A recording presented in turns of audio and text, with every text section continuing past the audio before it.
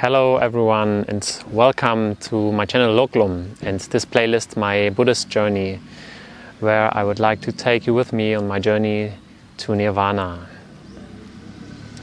Today I've come here to this wonderful dam in Chiang Mai province called Khuan Mengat, and it's a beautiful place to hang out and to as well take this video for you guys. So today I would like to talk about some personal realizations I had in and after the temple Wat Pa Tam Wua. Some real talk.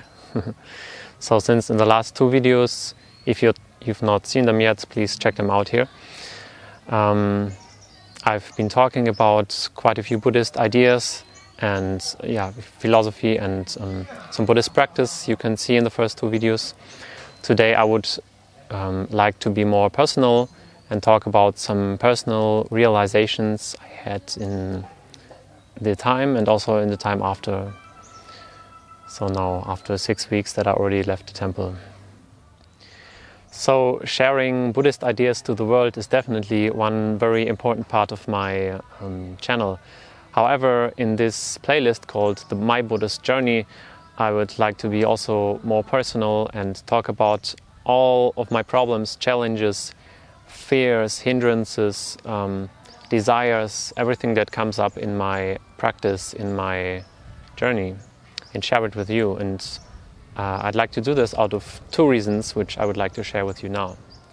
Reason number one is I really do this for myself. I see it as a diary, a very special diary where I can think much more about what I've experienced than when I just write it down for myself. And the special thing about this diary is that I even get reflection from the outside, and I'm very thankful for that. So for any comments that you give to me, I'm very thankful. And the second reason, of course, is that I hope I can share something valuable with you out there. You might have similar challenges in your life, similar things to you facing in your practice, in your spiritual practice or in your general life time. And I really hope we can share something valuable like this. Let's start with the real talk. So otherwise you might think that watching my videos, this guy walking around with white clothes, everything is fine and everything is so amazing and great. No, don't think like that. We all have to face challenges and problems and fears and desires and hindrances and all that on the way of our spiritual path and in daily life. So, when I just arrived at Wat Pa Tam Wua,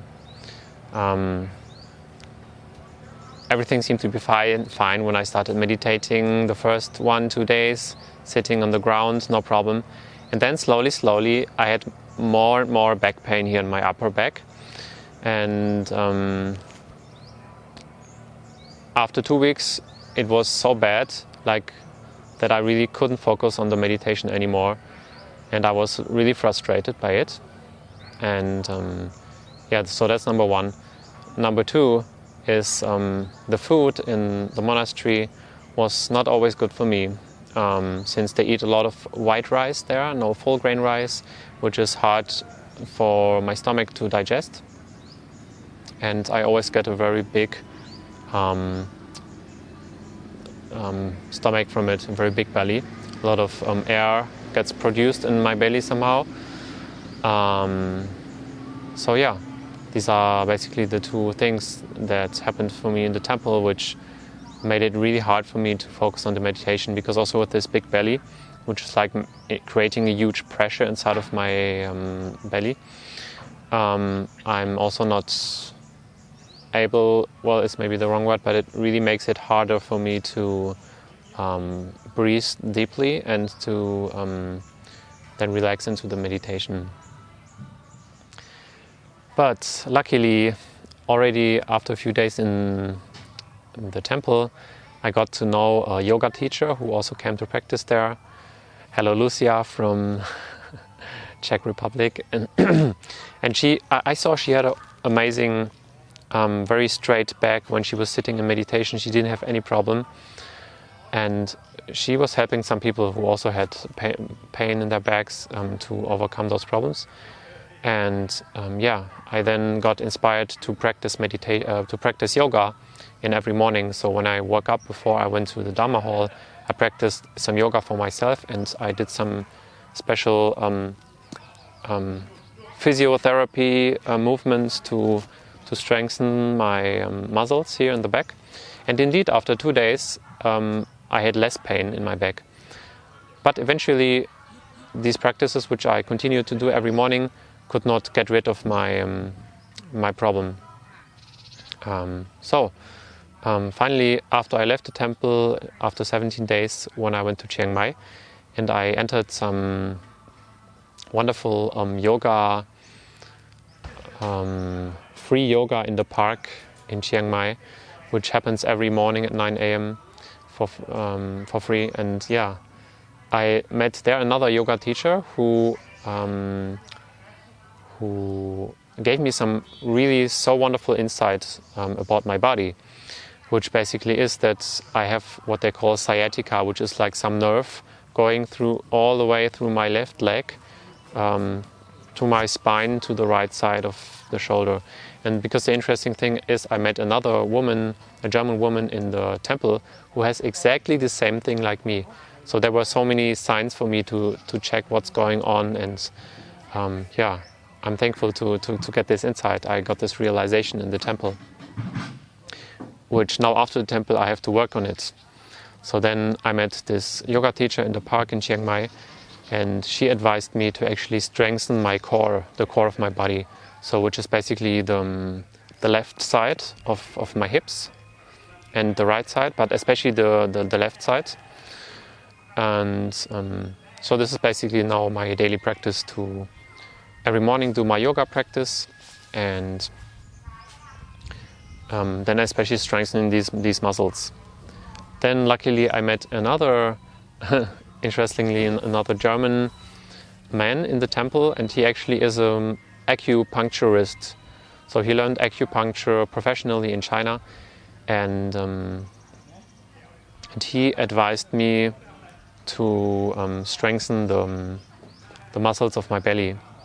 So it seemed, because since many years I ate wrongly, I ate a lot of bad foods and often too many foods, like emotional eating, which made my belly be like this, always hanging and not being like having a straight spine anymore.